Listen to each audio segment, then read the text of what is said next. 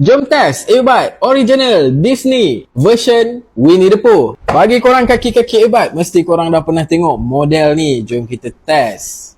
Alright guys, user manual, kabel type C. Dan inilah dia guys. Korang tengok ni, pattern ni dah ada banyak dah. Dekat Monster, dekat Armglass dan Disney, ini yang kedua guys. Dia juga ada battery indicator. Ada logo Pooh babe dekat situ. Dia menggunakan type C. Bateri dia boleh tahan 4 jam. Alright, so jom kita test. Full volume dia sedap dan quality bass dia memang mantap. So untuk nak buat dengar lagu, memang dah cukup power earbud Disney ni. Dari segi gaming, dia tak ada gaming mode guys. Dan aku pun dah test dia punya mic guys. Mic dia kalau duduk di telinga macam ni, dia jelas tapi dia slow sikit. So better korang cakap kuat sikit atau better korang bawa ke depan mulut macam ni lah. Okay, so jom kita play sikit mic profile dia supaya korang boleh agak quality mic dia. Standard mic daripada earbud Disney KD16. Okay, korang nampak tak? Dia jelas tapi dia slow sikit. Actually not bad pun kalau korang nak buat call. So guys, earbud daripada Disney ni version Winnie the Pooh bagus untuk buat dengar lagu. Dan kalau korang nak buat call pun actually not bad. So guys, kalau korang minat, check out dekat beg kuning di bawah.